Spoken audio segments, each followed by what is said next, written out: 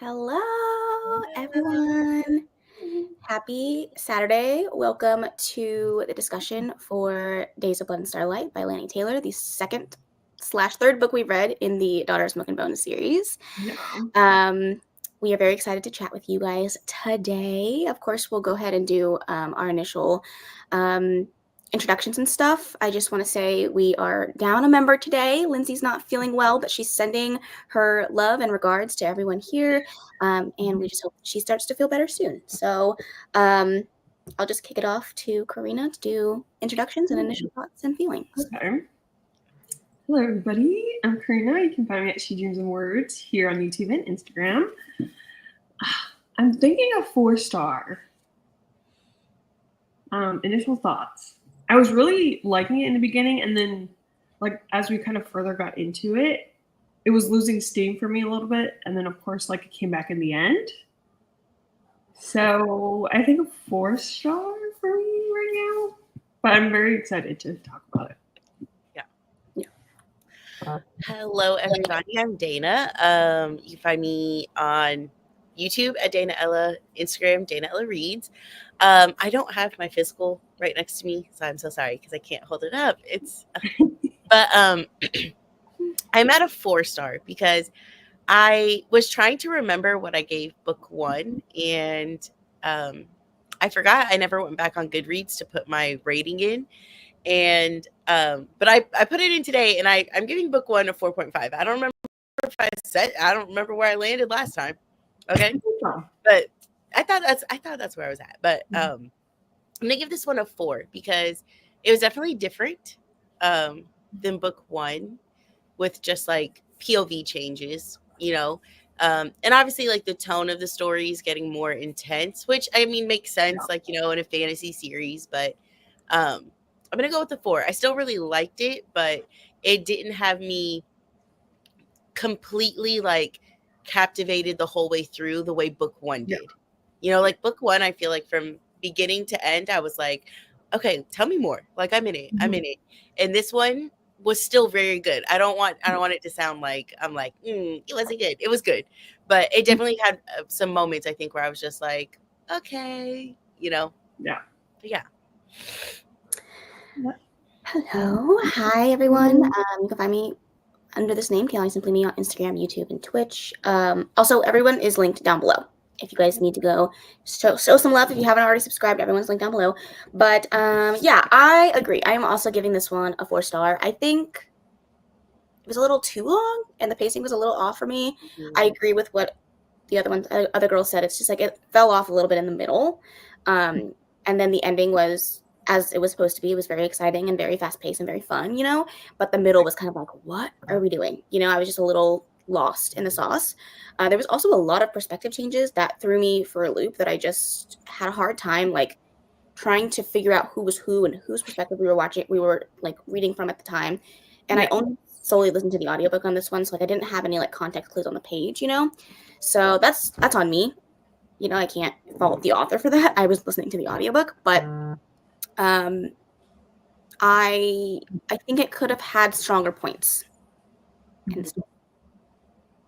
I will say, I don't know if I agree with you saying that you can't fault you can't fault the author for the audiobook because they're relaying exactly what is in the story.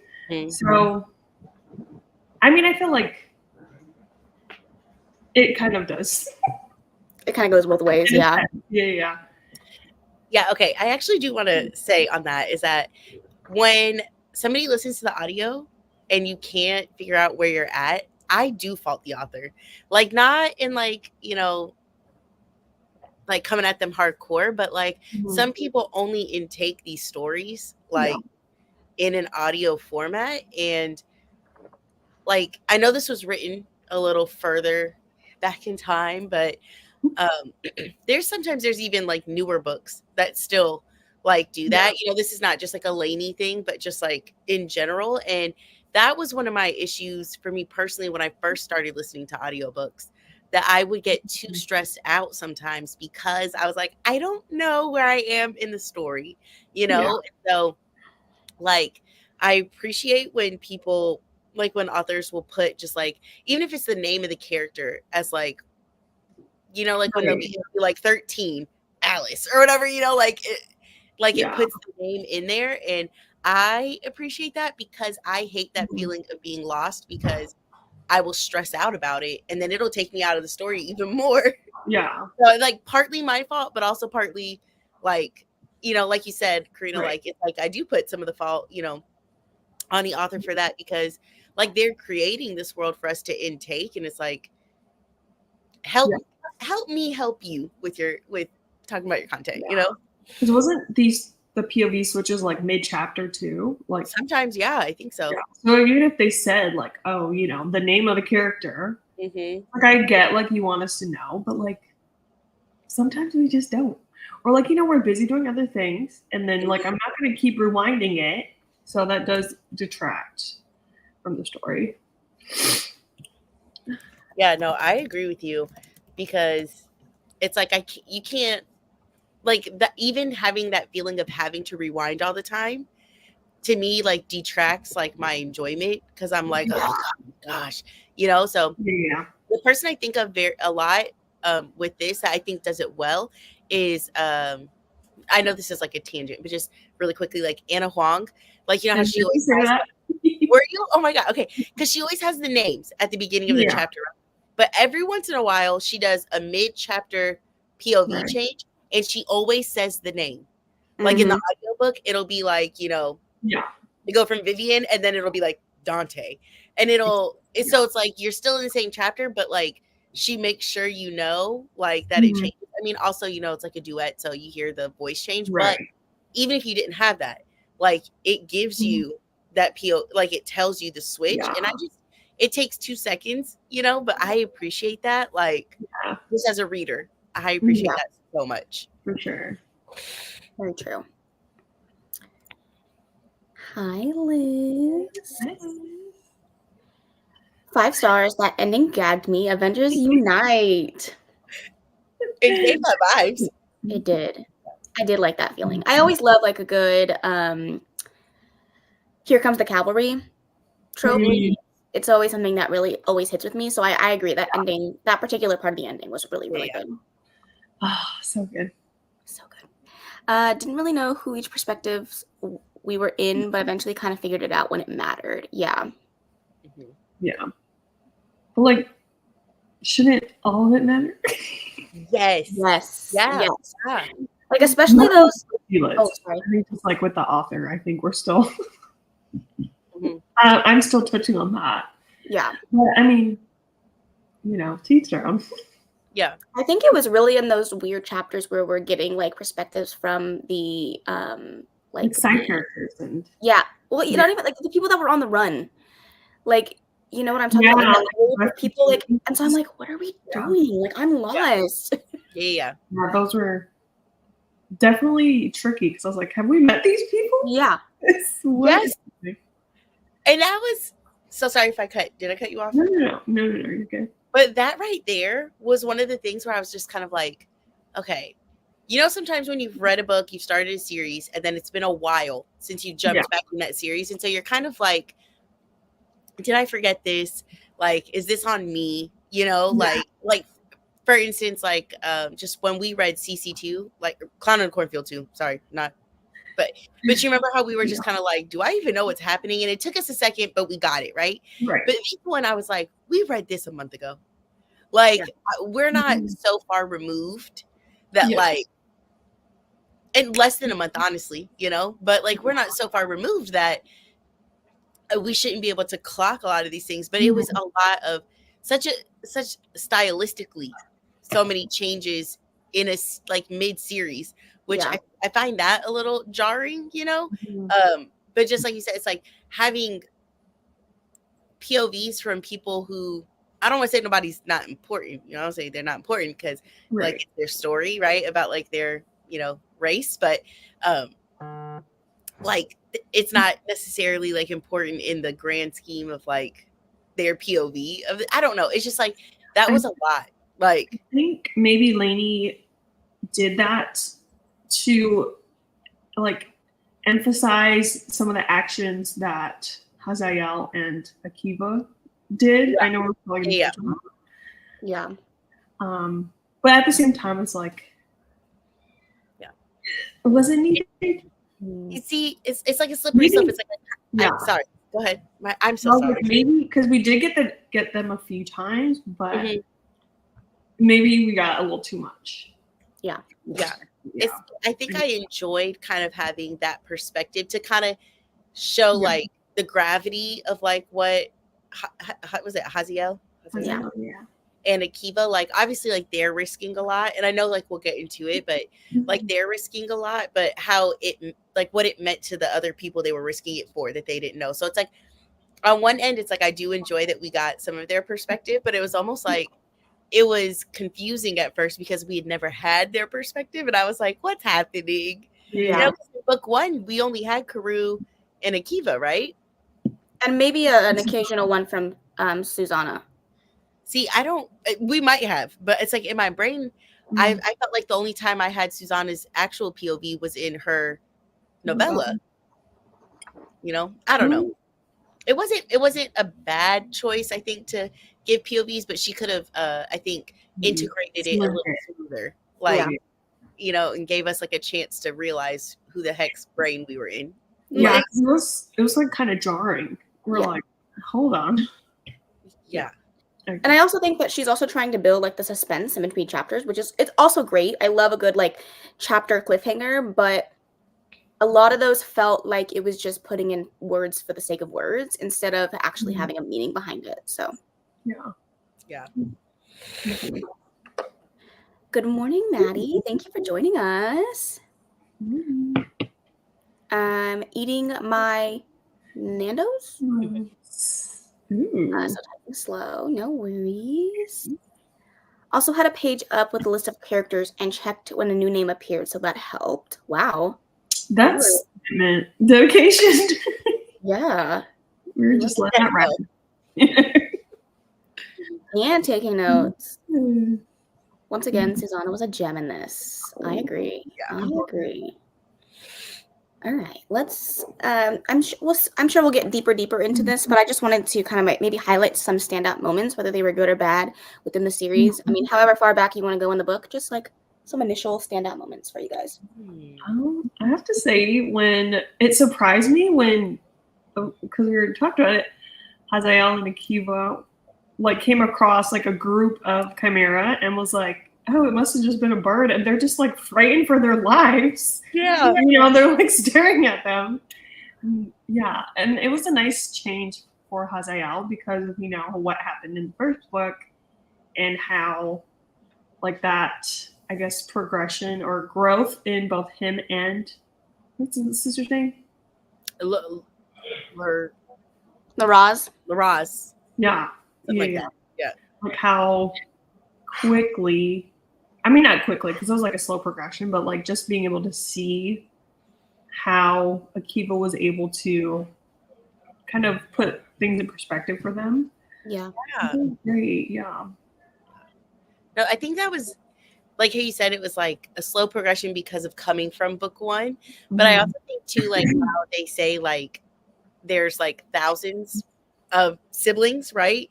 But like for some reason these three actually act like siblings, where like that's not commonplace in their entire, I mean, lack of a better word, family, right? Like these are their siblings. But I loved to see like where we got with them compared to book one. And I think it was like that connection that they have where they saw him ready to risk his life against them for her, that they were like, all right, bro, like fine, like let me see what you're talking about, you know?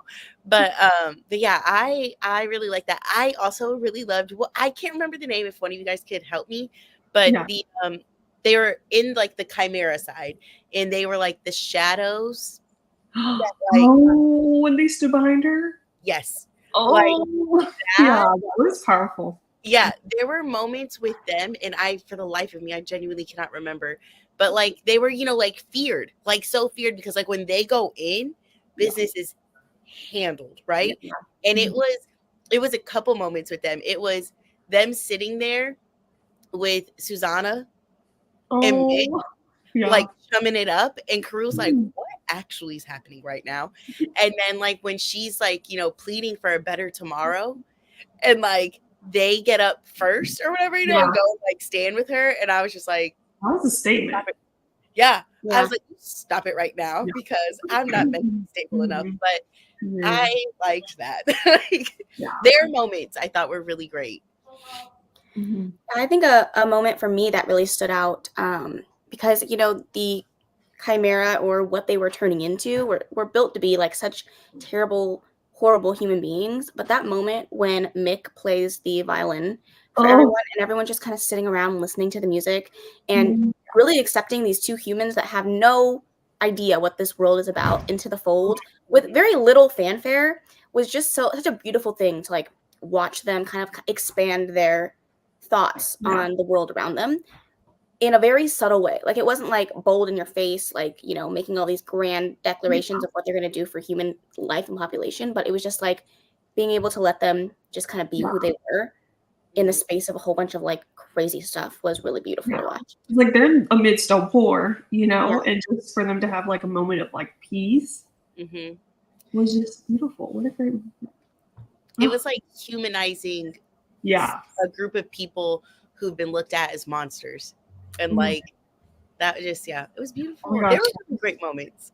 That reminds me of a quote I highlighted. Ooh. We love a good quote highlight. We do. Yes. Okay. Thank God for KU, because shout out. Okay.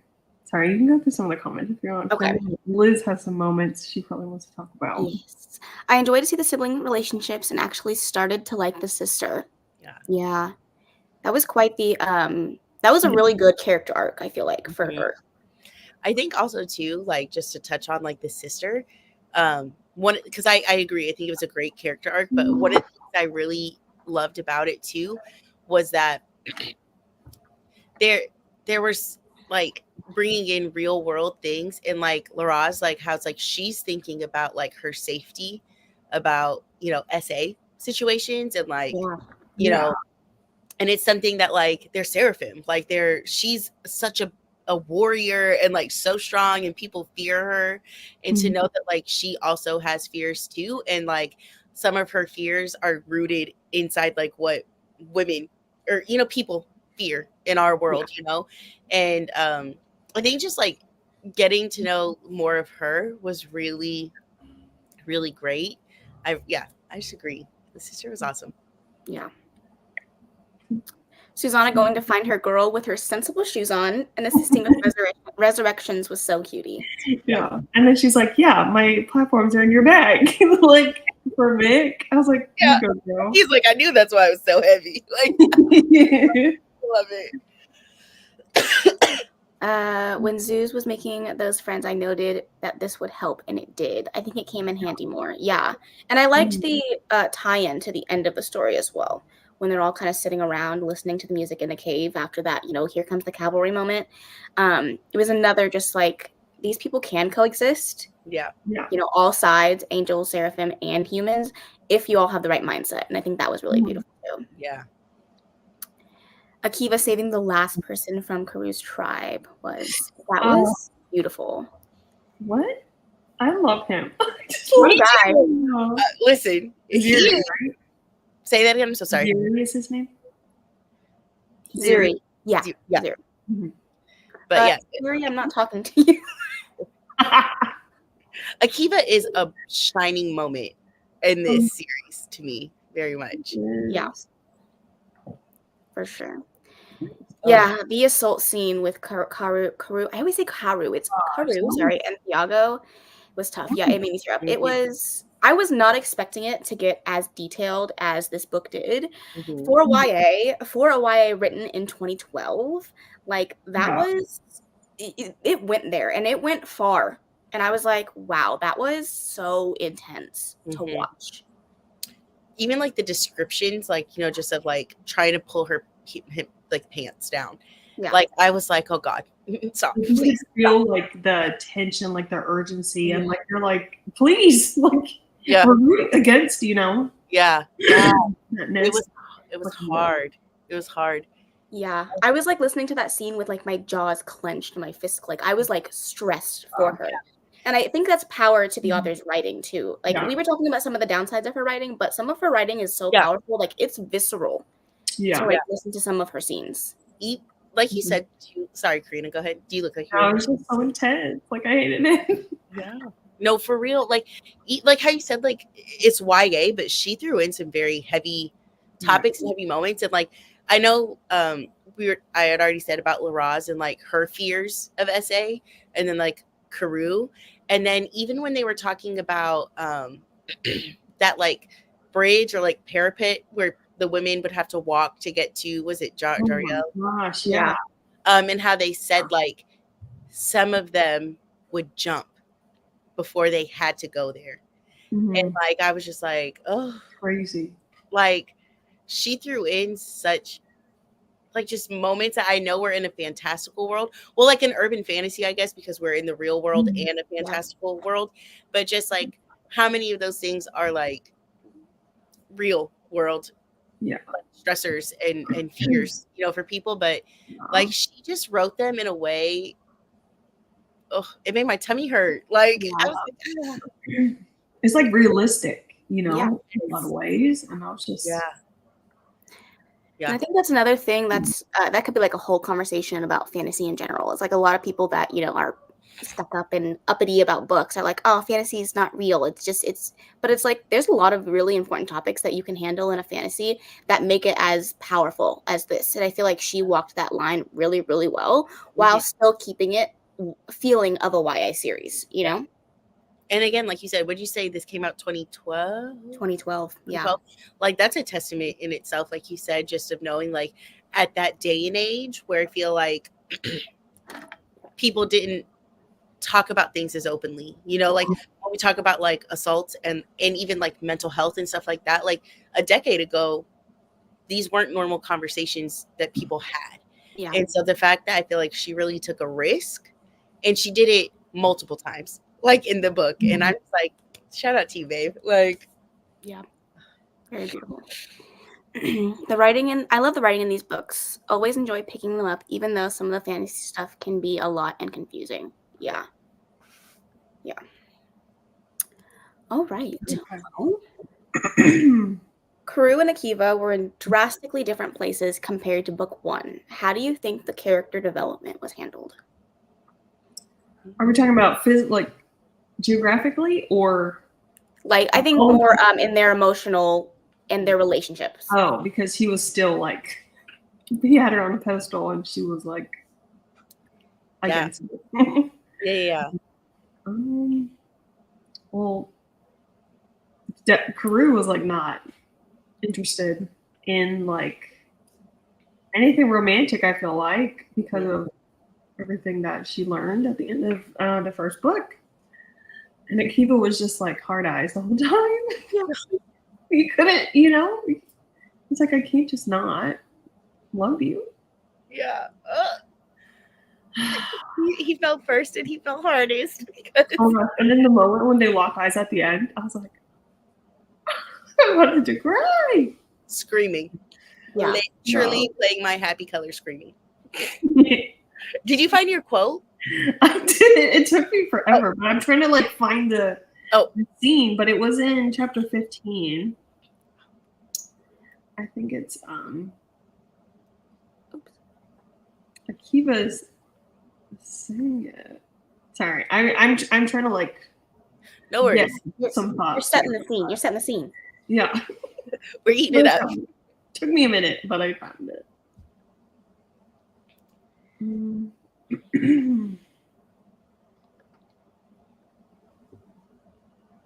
sorry. I thought you were going to keep talking. Oh, sorry. Okay, I keep going. No worries. Okay. Sorry. Let me just go run through the comments and then we'll go back to that. Hi, everyone. Remember to hydrate and mummify. Hydrate or mummify. Boo, spook the like button. Thank you. Karu is coming into her powers and becoming even more of a boss bitch. It was so cool to see, especially knowing she was basically chosen for this. Chosen one trope. Hello. Yes. Okay, so with them being so different, I think it was just like even going back to like book 1, right? Because it when he was just like, I'm gonna tell you, but please remember, I love you. Like, and she brought that up like at one point when she was, in her head, in her POV, talking about like, he did say, that just know I love you. And I think it's just, I think more that they had some separation now, because it would almost be too unrealistic for her to immediately forgive him, knowing that like everybody she loves, like Brimstone, Issa, and I can't remember the other names of the chimera that she grew up with, but like that they're gone because of something Akiva did. Like it would only make sense, I think, that she would have that like separation from him and be like, you don't, no, I can't. But I just want to say the fact that he saved, like, got her the third, whatever the thorough, whatever that canister is, the thurible, yeah, for her, and like risked everything to show up, like there to. But anyways, though, they were in such different, like, obviously geographical, but like emotional and mental places. But I just think it served the story so well, because I just feel like for Karu to really, like Liz was saying, like come into her powers and really become this like leader, she had to be a strong woman, like she couldn't just be like, no, it's okay, Akiva, everybody I love is gone, So I think the development is interesting. I do still think that like the book was like a little bit too long. Like I think some things were stretched out a little too long, but I enjoyed seeing them like separately, like come into their own even more, where she's like fighting for her people. And then Akiva, who like, he before had said he wouldn't kill a chimera again, and then he didn't for a while, right? Until like he thought she was murked like viciously, and then he went on a vengeance story. And but I love that he's coming back into the ideals that he felt made sense for him, that he kind of like lost touch with. And so I think it's beautiful to kind of see them come into their own like separately, because like my hope is they'll be back together, and like I just think like it'll be even more powerful to say that like we found so much strength separately to lead our people, and now we can, like you said, have that Avenger moment. But I do really love that was it Issa kind of like brought perspective to Karu about saying like what would like he broke his promise because he thought like you were his hope, Karu, hello hope, but like you were gone and he had to watch, and he did not know what Brimstone had saved you. He didn't know those things. He wasn't privy to that information. And then when she had that moment of clarity where she was like, I'm also on a vengeance story, and I was like, that was what I was gonna say, because like I loved that moment when she was like, what am I doing? I'm literally getting vengeance for the people that are gone from my life. How can I blame him for doing the same thing? And that was, I think, a really powerful moment. Yeah, I thought you were going to bring up how Issa told Karu, like, it's okay if you love him. Yeah. Because, like, I think Issa could tell she's fighting her feelings because of, like, the history and everything that's happened. But I did find the context for my quote.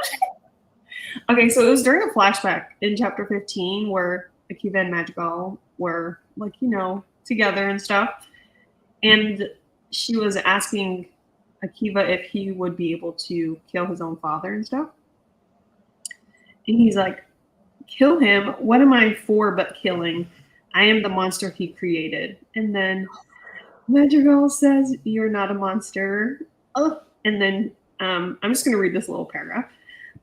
She says, you're not a monster, she said, drawing him to her, stroking his brow, which was always hot as fever, and kissing the ink lines on his knuckles, as if she could forgive him the lives they represented. They let talk of killing fall away and wished in silence that they could have the world they wanted without having to kill for it. That's so beautiful. The monster he created, that is powerful. Yes. Yeah. That's crazy. Love getting to see more of Akiva with his siblings and still wanting to make a change and rebel. Yeah. Oh, yeah. I really like the series, but we'll be lurking and showing support as we have some family issues today. We may be getting our niece for an undisclosed time. Oh. Well, hopefully all your family things get worked out and everything is okay and you guys are safe. But thank you for joining and showing support, and we're sending all the love right back to you. Yeah. Definitely sending you love. And hoping for a smooth transition time for you. Mm-hmm. But yay for book discussion. Yay! Yay. Hope everything turns out for you and your family. Yes. Yeah. She is everyone's Karoo. Yeah. We love her. Mm-hmm. Issa was spitting bars. Because Honestly, yeah. Were you guys expecting it to be Issa? Because I did not. I thought no, when she said 100%. like the smell or the essence or whatever, I was like, oh my god, Brimstone's back. I was like deadlocked, and then she said Issa, and then I still was happy. You know? Oh yeah. But I definitely thought Brimstone was the first one. But that was such a great switcheroo for Laini because Brimstone was the one that I feel like Karoo kept in her POV. We kept hearing about. And then the fact that she brought somebody who could still do the things, right? Could still help with the resurrections and would still be so meaningful. And almost kind of like Issa might have been a better one to bring back first because my hope is that the little chapel or whatever it is they got is holding my boy Brimstone, okay? Yeah. But it's almost like I think Issa might have been the better one because Brimstone normally never like gave Karoo much insight. He was quieter, you know.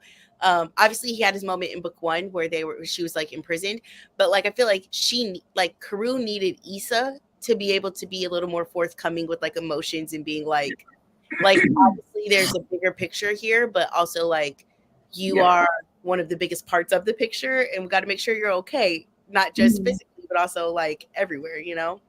Plus if Brimstone came back, like Karoo wouldn't be, I feel like, as much of the forefront of the story and like leading the rebellion in a sense. So I think Issa, it didn't make sense at the time for me, but like it does make sense for the story and like Karoo's character development and growth and stuff. Yeah, Laini really gave her the platform to shine in the way that she was supposed to. Yeah. Instead of taking a back seat and letting Brimstone take the lead, which I think handle everything. Yeah. For sure. I agree with you, Karina, though. At the time I'm like, oh, but Brimstone, like this would have been perfect. But I do think it makes a lot of sense. Also, the nerve that they had that list of all the chimeras, I think. Chimeras to cross off. I was like, all the girls. Wait, you mean Akiva? Oh, yeah. Oh, when they were like, you're the 7th, and like, there's no more room for you, baby. You gotta live. Oh, that line from his brother was so sad. And then they came back in the end. I was like, wow, okay. Yeah. You're gonna cry. That was grim. Yeah. I think she needed her assistant. Brennan coming back would have overshadowed her coming into herself and her powers. Yeah, agreed. Yeah. She would have been too reliant, I think, also. If Brimstone was there, like, because she would have wanted to, like, deflect, I think, to him. You know, this forces her to kind of stand on, like, you know, and how they talk, like, how Brimstone raised her and, like, this is who you made and, like, you know, like, Yeah. She needed a mother figure. That's what I was thinking. Wow, how many times do you type my name? That autocorrect. It's just like the TV Korean.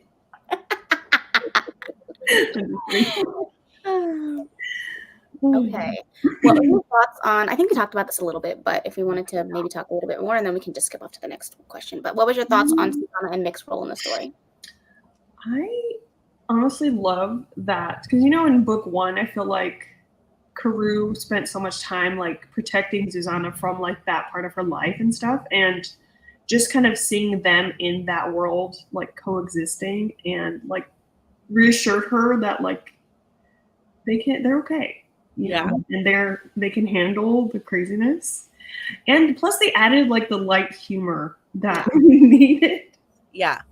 Also. Yeah. No, I agree. I think it also is like a beautiful continuation from like their novella.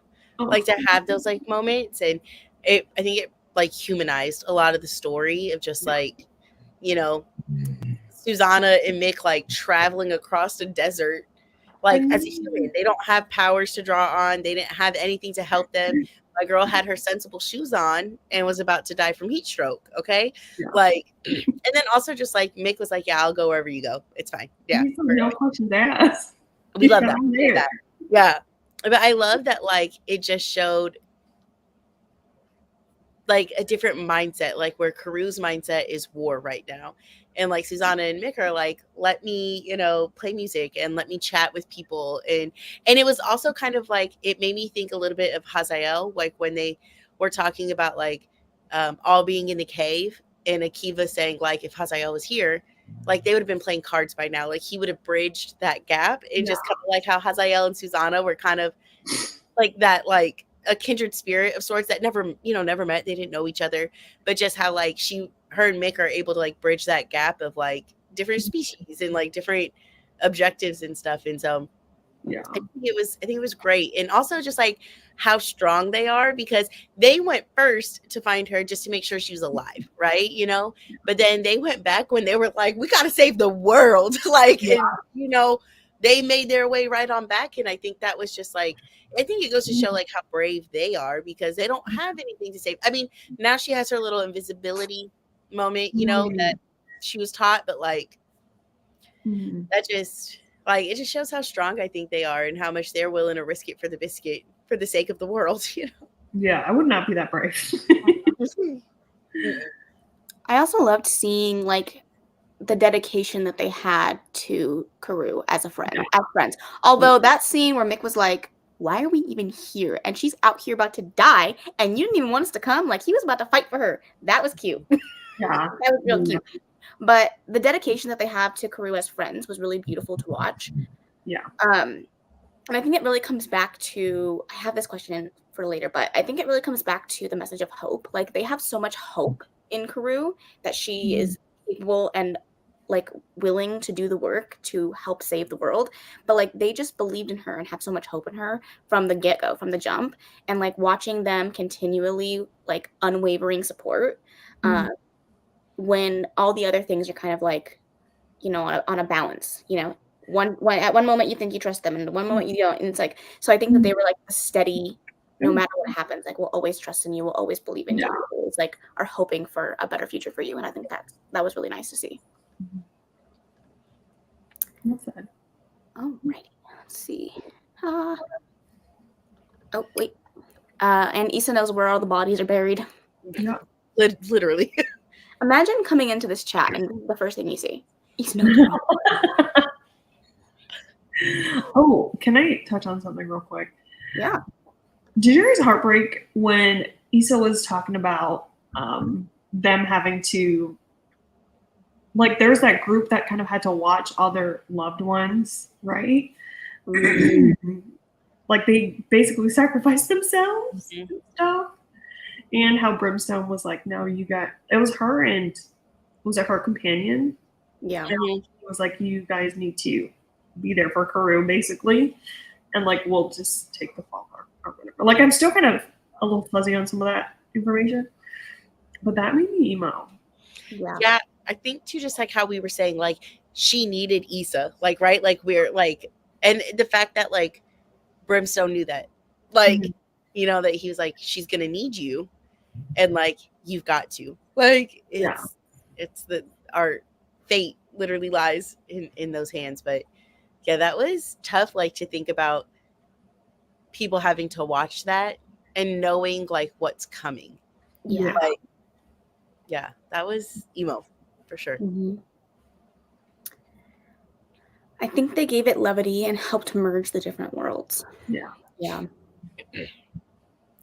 Susanna calling Karu Miss Radio Silence and then getting detailed about how made a woman and it's not hurting anymore. We've come so far from from the novella about I just need a kiss. Okay. Yeah. She said, we've gone far past that. You want to hear the details? Yeah. They zoomed through in the minivan. Gotcha. They also showed love and connection to everyone who didn't really know each other, anything other than just having someone. Yeah.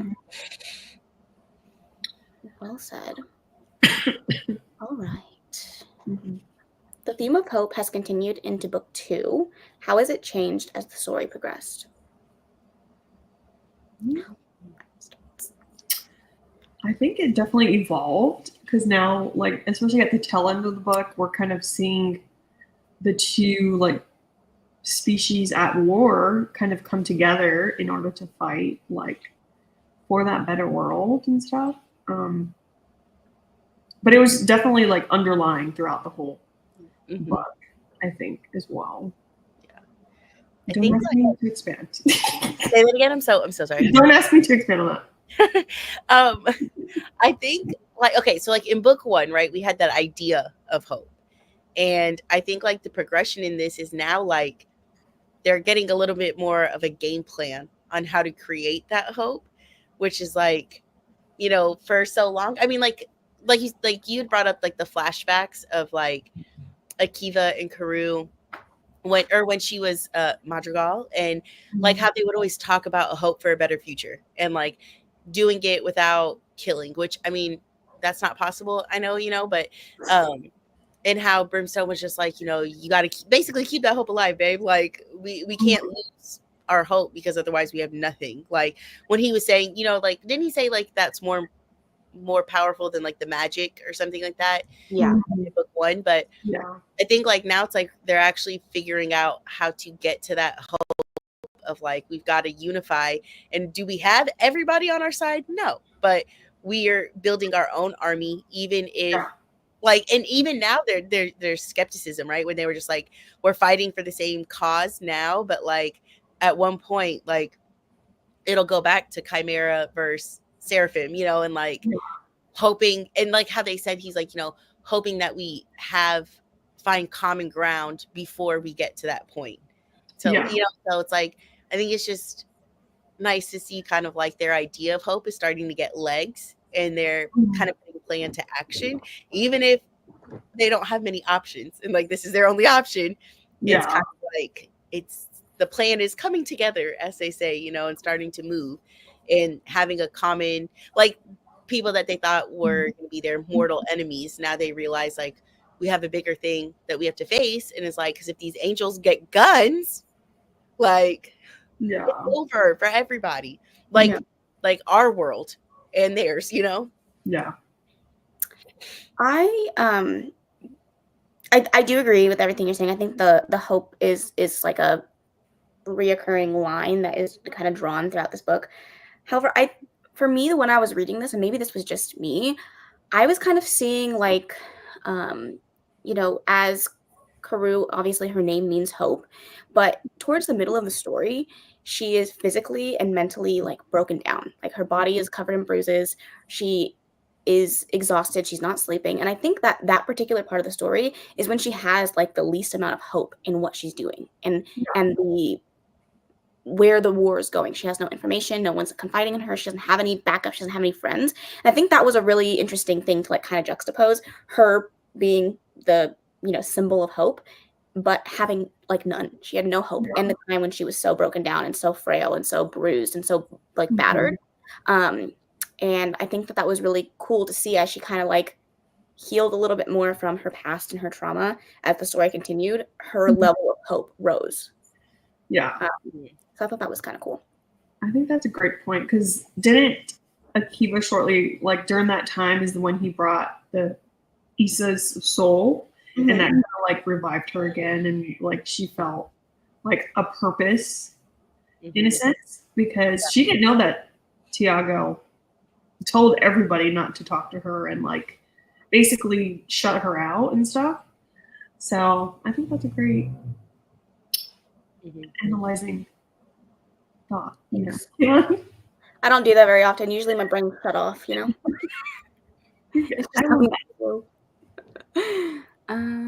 Let's see. Be right back. Sorry. Hope is pivotal for uniting and going to war. Yes. Yeah. I mean, they're learning about guns and stuff from the human world, which is a whole new thing. Mm-hmm. Yeah. Yeah, I did notice the line that they had dropped at towards the beginning, like, oh, if they ever found out about the guns, like it would be over for us. And then, of course, Jael was like, pew pew.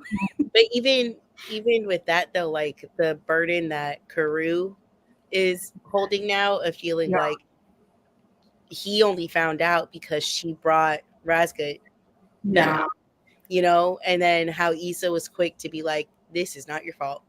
You know, like you can't there's things that happen and you know, you want to take the blame for it sometimes, but sometimes things genuinely are not your fault. Like you can't bear the burden for other people's actions, you know?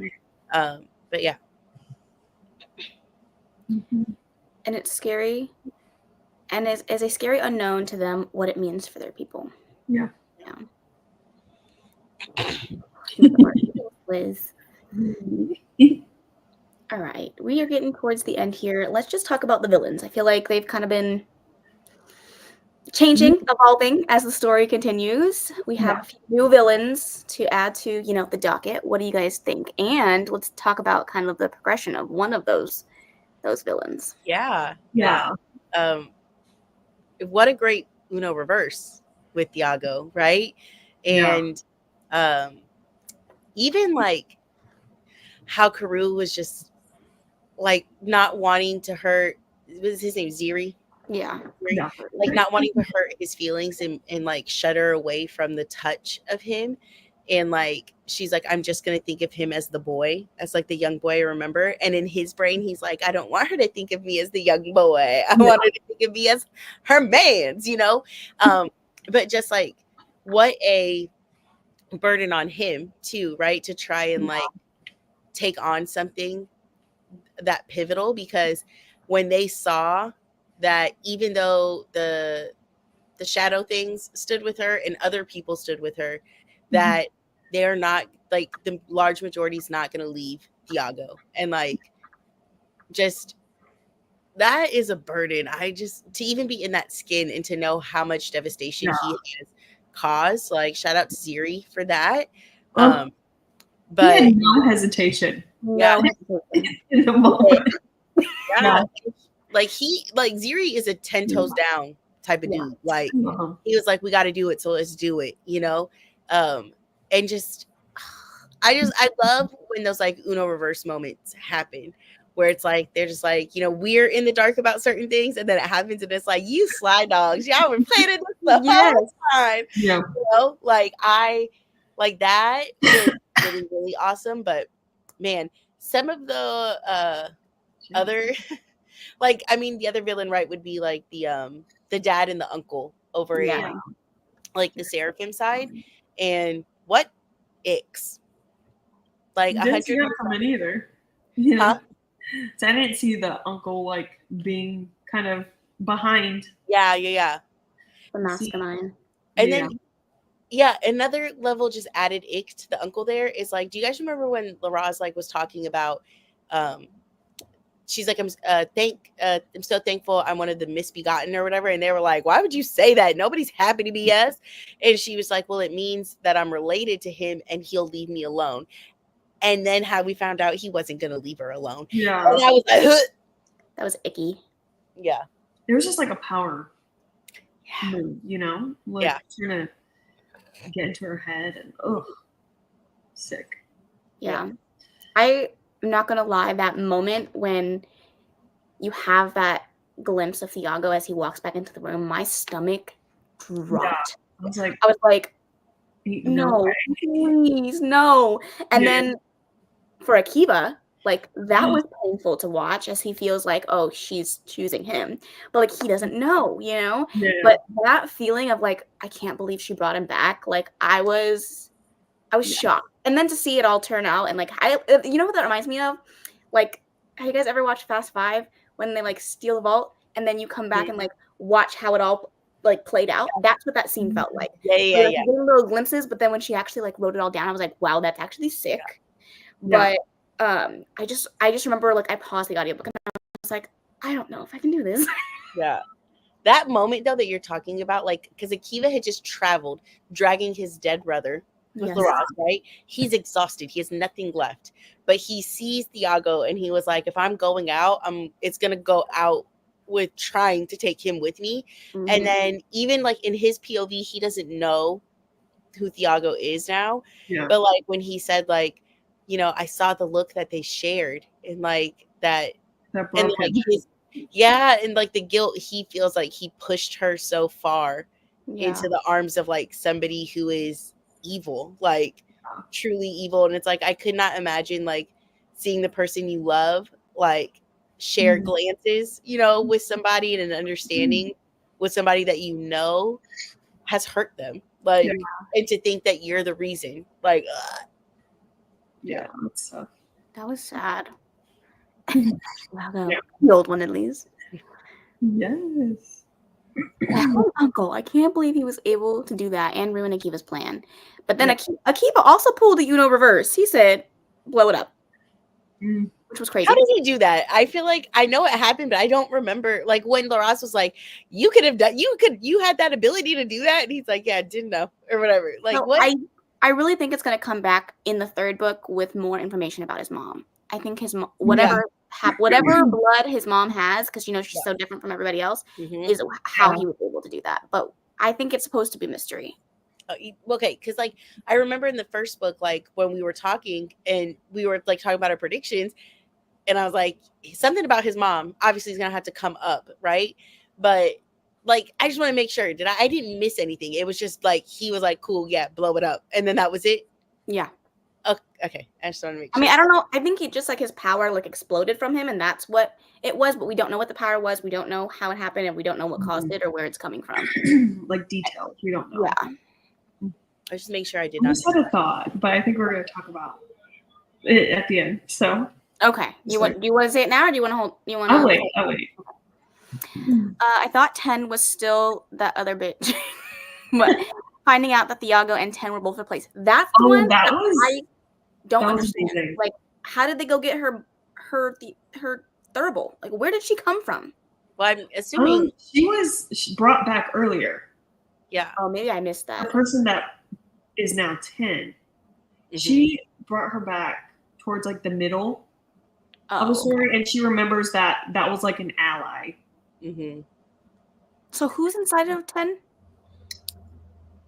If I knew the name. That was one of the other people in Brimstone's thing, right? Yeah, like it was a trusted person. Okay. So now she has them on her side, basically. Well, this is going to be like a game changer because they're going to play the villain in front of everyone else, but they're making big plans in private. I can't wait. I was shook when Thiago walked back in. I'm like, why did she help him? Did the knife not go in enough? I know. Like, he didn't die from that. And it's like in my head when that was going on, I'm like, okay, I get it. Like she doesn't want to be found out, but like, why would you bring him back? But especially after what he was trying to do. Like crazy. I thought she was gonna put Akiva's brother's soul into Thiago. When they realized that they didn't have like a turbo, whatever. Look at the brother's soul, like the hopelessness and like just defeat that they must have felt is just like soul shattering. It was so funny. Yeah. I just remember when they flew in with his, because I remember, I don't know if it was in this book or the second book when she was like, if a body is dead for too long, like there's no hope. But the fact that they had to fly out, I knew as soon as they brought them in, I'm like, it's too late. I just remember hearing the like when she's like, I heard the body drop, and I was like, yeah, it's too late. There's no way to get him back. And I just cried from the jump, even when she was like, okay, I'll save him. I got you. And then the question, okay, where's the thing? And everyone looks at each other and they're like, I didn't think that. I think Laraz like had at least a little bit of hope on their journey, and then that just like shattered her. Yeah. Yeah. Oh, I'm so sad. That was such a sad. I didn't expect to cry in this one, but that moment really took me out. Yeah. Because he was such a good character, and he was so like pivotal to like the bond that the three of them shared. Yeah. I think he's the only way Laraz turned to the side of good. Yeah. Like it was like Yeah. him being like, no, like I get it.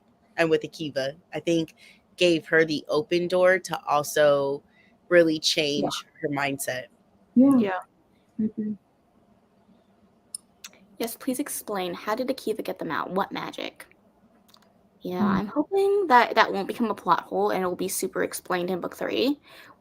But with the length of this chunker, she better give me some explanations. I think there. Yeah, I think it will. She planted those seeds in book 1, whereas like what I had looked back at our previous one because I was trying to see what I ended up on the rating. But I couldn't find it, but it was fine. But I saw other things in there when we were talking, and I remember when we were talking about like predictions, like I can't remember the name of like his lineage. It starts with a stallion. Yeah, something like that. But I remember like I was like, yeah, that's gonna be something. And we were all like, that's gonna have to be something. And to see it kind of like growing a little more, it's gonna have to be. It's gonna come through. Yeah. I think. If not, it'll be a huge plot hole that will be very overwhelming. Laini is too smart. Like we've seen her write, like she's too smart to let that just fall through the cracks. So, yeah, absolutely. Not the hope. Yeah. But I also like. They said something about this lineage, so I'm also wondering. Oh, hey, actually, hold on. I'll just leave my thoughts for the next question. Haxaya? Is that the name of the person that was in 10? Haxaya? I believe so. She has the list of characters, so I trust her. Yes, she's the source.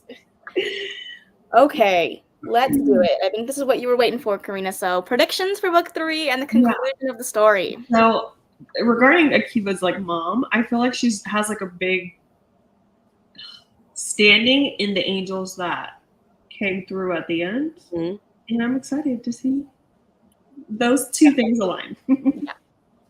That was kind of my thoughts, is maybe because his mom comes from a certain lineage, that she'll also have soldiers on her side to help further the section of the war, which is going to be so crazy to think like this is going to be a really, I'm hoping, crossing my fingers, it's going to be a really good ending.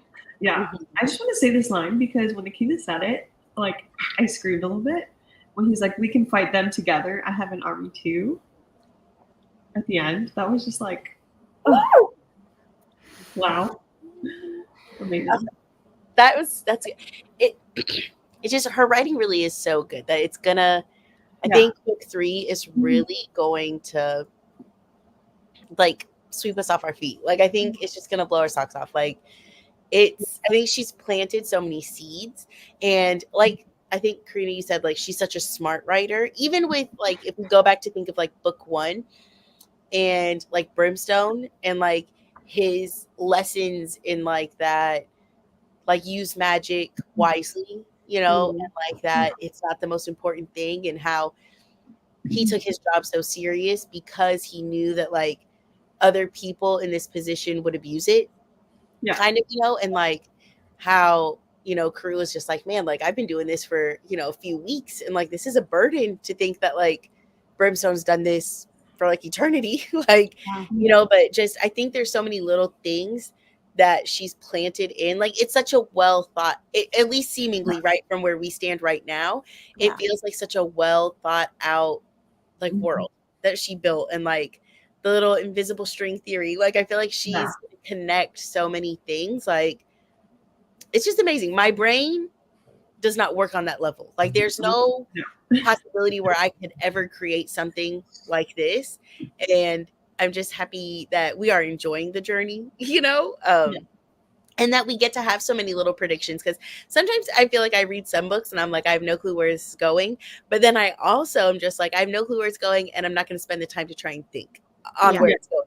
And I feel like what's so fun is about this one is like, we don't know, but like, it's so fun with this one, I think, to like speculate like in this series. Because I think there's just so many ways that this could go. Like there's so many options that Laini could take this. And I feel like with every book in this series so far that we've read, she has thrown something in there that I had no way of expecting. So that makes me even more excited to know what she's going to do, because even when you think it's going to be predictable, she's like, hold on, just stay with me, you know? Yeah. So I am excited to see what she does with the end, because I feel like if she can do that in a 1 and 2 book series, like the third one's going to be one where we're like, I see what you did here. Yeah. And I know we asked this question in the last one, but do you think it's at all possible for Brimstone to come back? Yeah. I'm holding on to hope. Yeah, that's I'll never let my Carew go of that, okay? Yeah. I will have the hope forever that he's gonna come back. But can I just okay, now hear me out, right? This is different, but hear me out. Zv? That's not Ziri. Ziri. Yep. Now, the way that he clearly wants to be in love so doggone bad, right? And it's like, I just don't like, you know, Carew and Akiva, they're like fated mates. Like they have to, right? Yeah. But like Homeboy in Thiago's body, like he wants love so bad. But you know who else talks about it a little bit? LaRosse. Like where she talks about, like she has mentioned like very small things, not like I feel like in a way that's very sweeping, like the way you know Homeboy has said, but like she's had like little mentions of like just little like thoughts of future and just like what if, like what if, because she deserves a love. She just lost her brother and she's like coming to this side of good, and like obviously she's gonna be strong as heck, and like her vengeance is gonna come out. Oh, and I love a vengeance story. We also need somebody that's going to be 10 toes down for her, like he is for Carew. Yeah. So, oh my god, I love this prediction. Are you manifesting this? I'm on board. I'm manifesting. I hope you all join. Okay. And if it doesn't happen, let's write a fanfic about it, because it needs to happen. It has to. I think I remember like how you said LaRosse like just wants like companionship in a form that's not like familial. Yes. Now that you said that, like I do remember like sprinklings. And it was so small. It was so small, but I think with I can't say that man's name, but Ziri. There you go, Ziri. I think just because of how much he longs for love, it would be, and how pivotal he is, and like how great of a person he is. Like it's like there's not a single ounce in me that ships him with Carew. No. I don't, because I am 100,000% in the Carew and Akiva camp. But like I want him to find somebody that he loves and to love him, and like because he deserves that. I mean, like you said, like that he had no hesitation with like being like, we've got to do this, you know, and just like I just want, so that's my hope. I don't know. That would be so beautiful. I never would have thought that, but like you saying it out loud like makes so much sense. Makes so much sense. Yeah. Had the name of my notes, but not sure how to spell it. Perfect. You helped us out a bunch, because we were lost and afraid. Okay? We just said her friend. Okay. They're about to wake up, them ancestors. Yes. Amazing. Love that. I hope. Okay.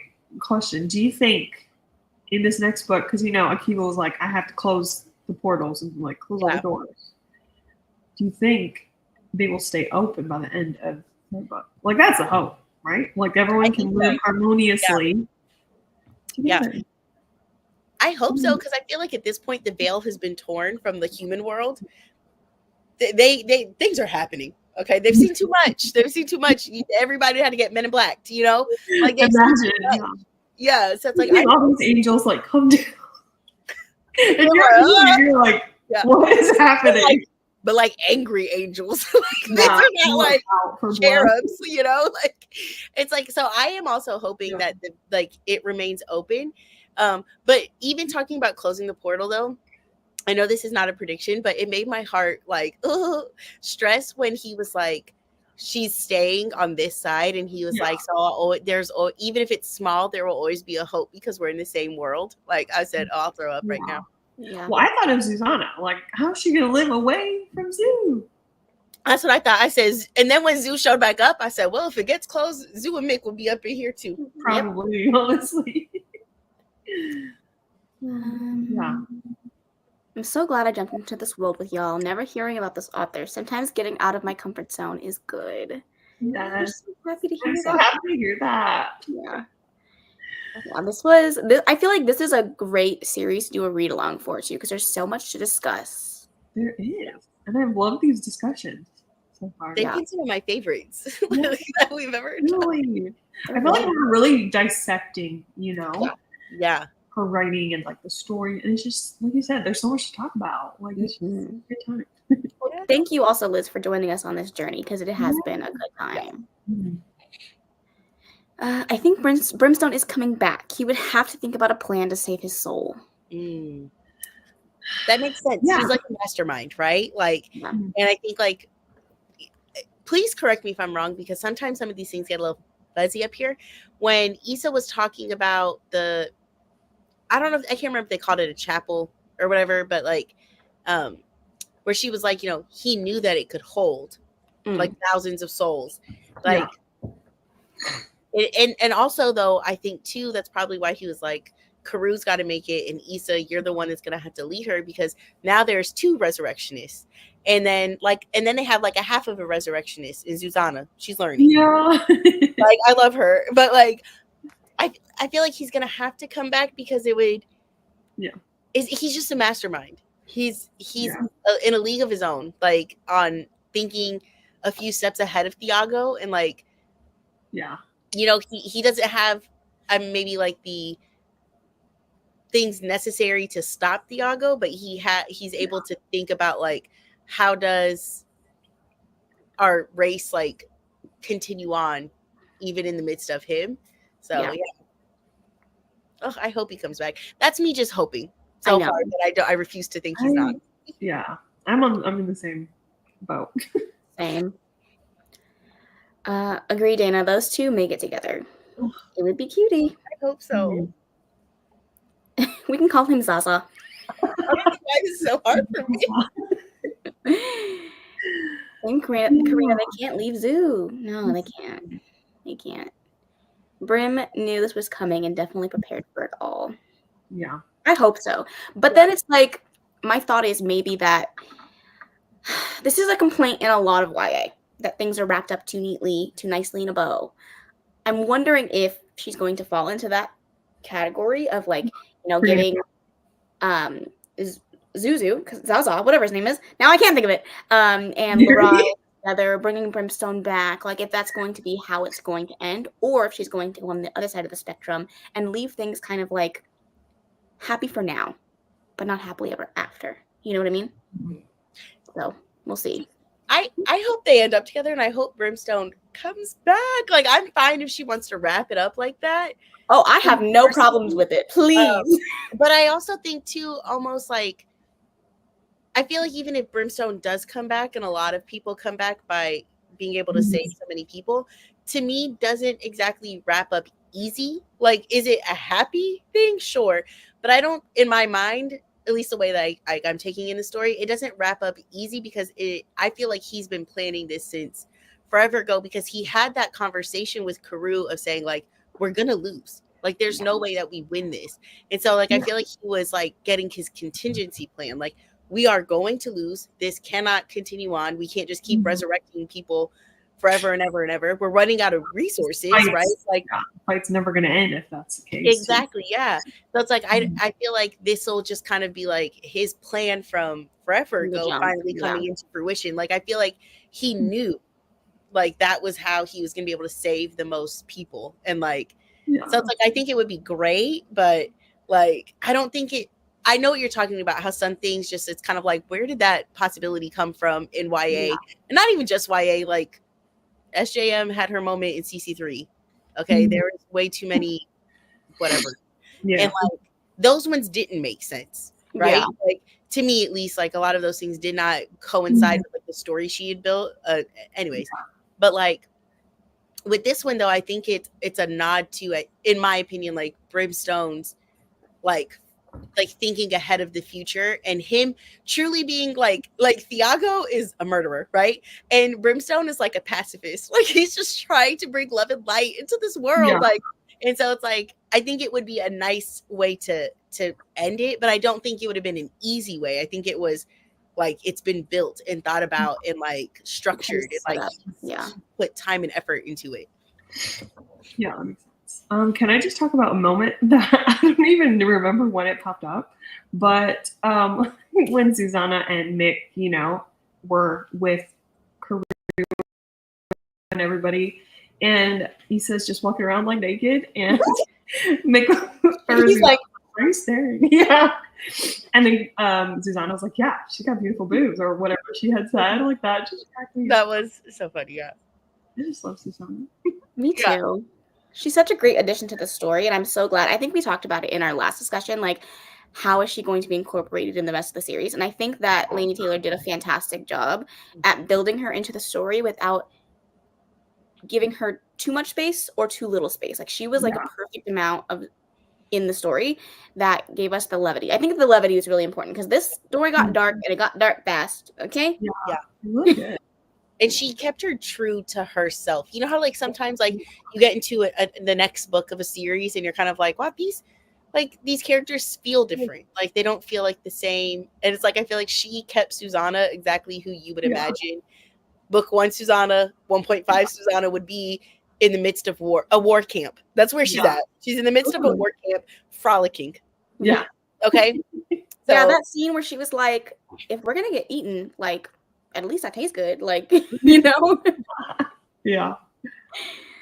Dana said, give me the bow at the end. But here's the thing, though. I do understand because sometimes it's off-putting when the bows too hard. Okay. Yeah. Side note: the new Kindle came out, and the screen is much wider. Can definitely see the difference between the 11th gen and the 12th gen. Don't do that to us. She treated herself. I'm so glad you did. I love it. Somebody want to help me interpret that? I don't know what that is.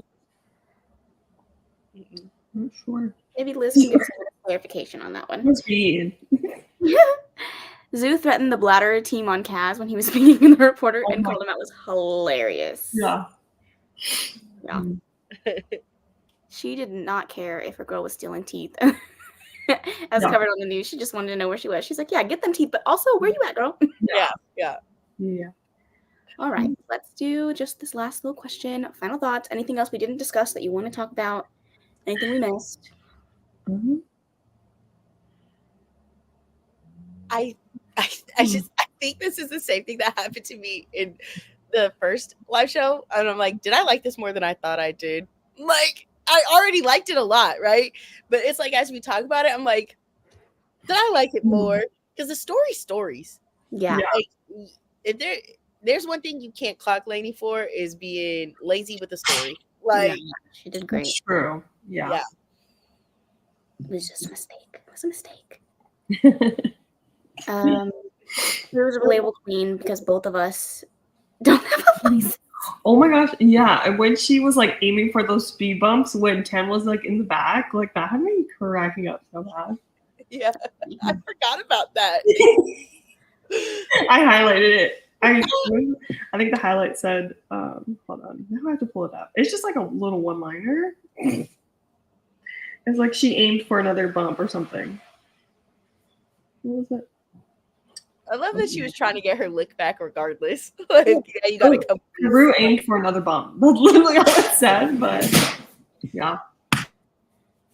All right, this kind of goes back to what Dana was saying. Have your ratings changed or stayed the same as we come to the end of the discussion? I don't know. This is a tough one. Where were you at the beginning, Karina, again? Was it a 4 or 4.5? It was a 4. 4. I don't think I would change my rating on Goodreads, but maybe like in my mind, it's more of like a 4.25. Dang, I don't know.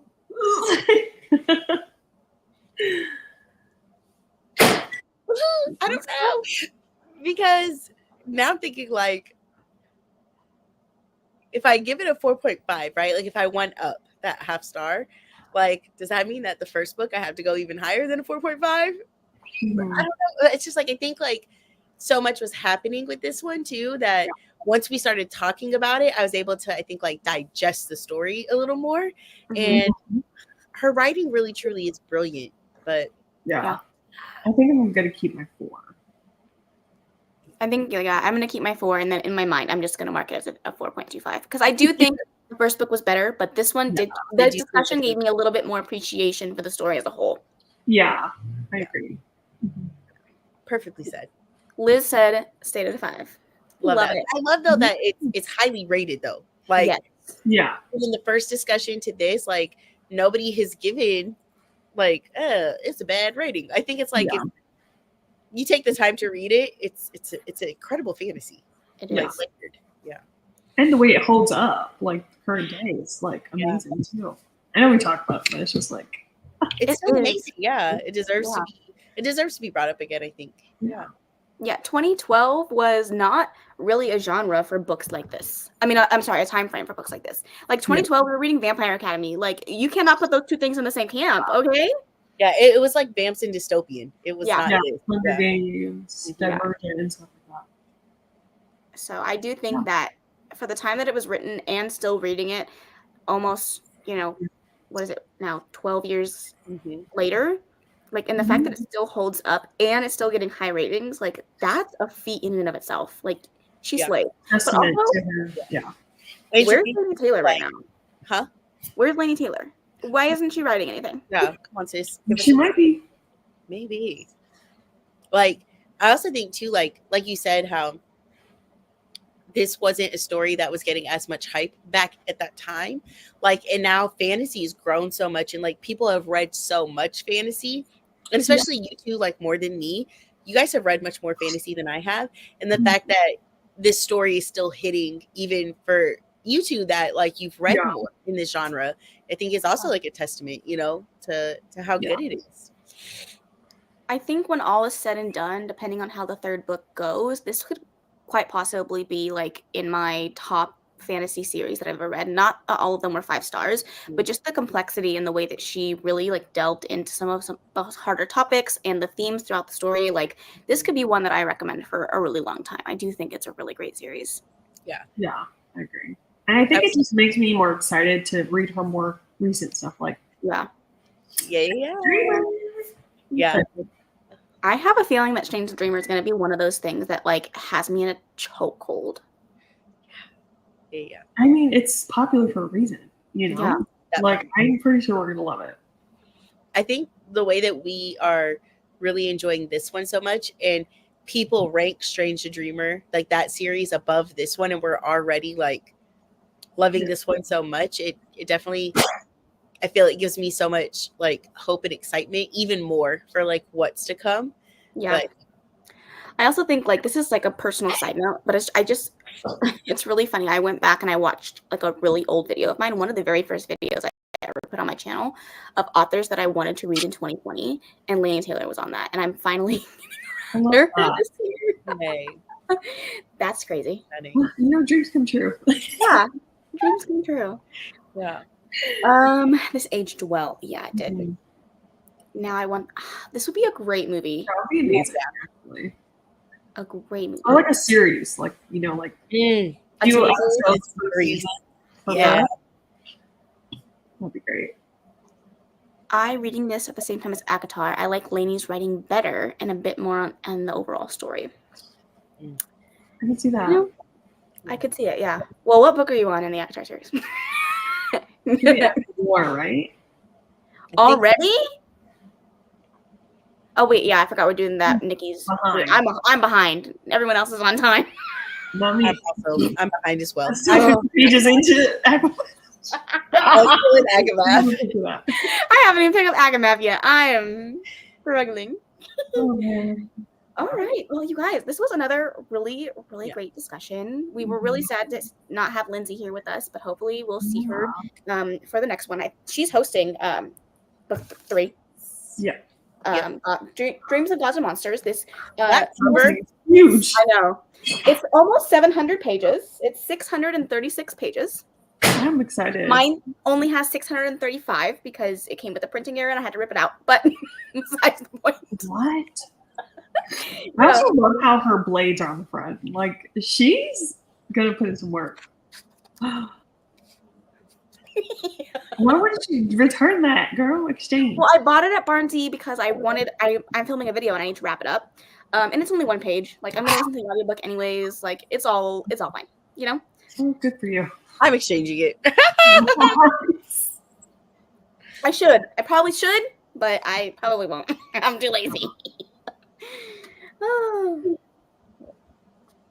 Let's see, hold on. I'm following Nikki, so the 3rd, I think, gonna start that soon. Yeah. Okay. You're on time. Yeah. Have a great weekend, everyone. Got to get back to my 24 and 5 days. Oh, I feel that. right. That's how I am too. I'm like 24 and 48. No, Yeah. more like 24 and 116. That's not even how out days work, but you know what I'm trying to say. I've only accomplished a 24 and 48 once. I have failed every other time. I don't think I've ever accomplished You gotta that. like I got mentally close. prepare. You gotta be mentally ready for it. Yeah. And I just like, oh, sorry. So I proved once again I'm not. Yeah. And like the season of life that I'm in right now, like that's impossible for me. Like it's quite literally impossible unless I ship my son off to like somebody's house for the weekend, you know? So At 24 and 48, literally everything has to go perfect. yes. Like life has to be smooth. Like literally not a single speed bump can appear for it to be successful, you know? So yeah, you can't sleep in. You need to have your coffee on lock. Yeah. You know, you need to have your schedule of books set out. Yeah. Your audiobooks prepared. Yeah. One little thing, just you're done. Yeah, it's like no room for error. You put the X on that camera. Much, you know? What did you say, Karina? I said I like naps too much. Come on now. It's hard to stay awake for that long. I mean, I'm awake for the whole time, but like, yeah, you know what I mean. Yes, we get it. We do love a nap. Oh god. I mean, like if you think about it realistically, you do have to read for 12 hours both days in order to hit that 24. Like I could sleep for 12 hours. You don't understand. I could sleep for 12 hours, you know? God, no, I can.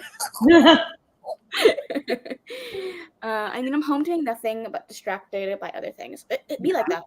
Yeah. Listen, I told Dana the other day, I was like, I might as well just turn the power off all the time so I can read physically. There you go.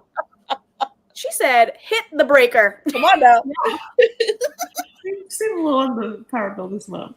We should do that one day.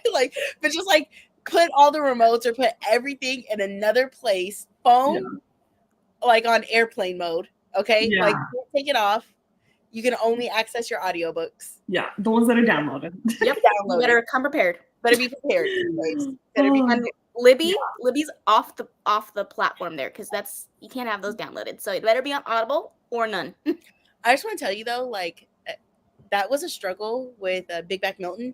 And again, I say all this with saying very blessed that I did not experience devastation from him, but trying to read on things that were on Libby or Everand. I said, oh, no, because I had stuff downloaded on Audible, but some of the things that I was currently reading, I needed on Libby. So it's I had to sit outside, on the patio. Thankfully, the wind was winding, so it wasn't hot out there. But I was sitting out there, and I'm scared of everything. It's dark, and I'm terrified of looters. And us not having power, I know is a beacon of hope for people who want to come and steal your stuff. And I'm sitting outside, and I'm just there's no lights, there's no power, and I'm just I'm trying to listen to my book just so I can finish ACOTAR. Oh my god. I was risking it for the biscuit for the read along to still be behind. I'm sick. There's a lot of books on the docket. Okay, we can't blame it. Yeah. I'm locking in for the rest of the day. There you go. Yeah. All right, besties. We've made it to the end of another wonderful discussion. Thank you so much for being here. Thank you, everyone that joined. Shout out to Liz. You are a trooper, per usual. She's like, let me get back to this. Stop talking. I gotta go do my 24 in 5 days. Yeah. Y'all said, let's do a drill to prepare for. I don't. Yeah. I don't think I ever want to even think about it. I was telling Dana the whole time. I'm like, I'm scared for you, and I'm not even there. Yeah. Just, yeah. I was feeding into her fear. I'm like, are you okay? And I'm all the way on the other side of the country. Like, I don't know if I could even pretend that there's gonna be a hurricane here. I would just I would lose it. I just like a limp noodle, just fall. It's the wind. It's the sound of the wind sounds so With eerie. no lights, like you can't see anything. Like that's creepy. As I say, Karina knows because like she's been in hurricane path too, and it's like hurricane wind. The sound of it is unlike anything other. Like if you think of like creepy movies or like you know how we do our like spooky ambiances for our thriller books or something, that sets the stage. It's a sound that's like you just know like, oh, that's not good. Yeah. Yes. All right. Well, Liz, thank you for joining us. Bye. You guys. All right. We'll see you guys next month. We don't have a date and time just yet, but please keep a lookout, for the Instagrams where we will update a date and time for the live show for Dreams of Gods and Monsters. Okay. But we are on Lindsay's channel, like you said. Yes. Lindsay's channel. Yeah. All righty. That being said, we love you guys so much, and we'll see you guys in the next one. Bye.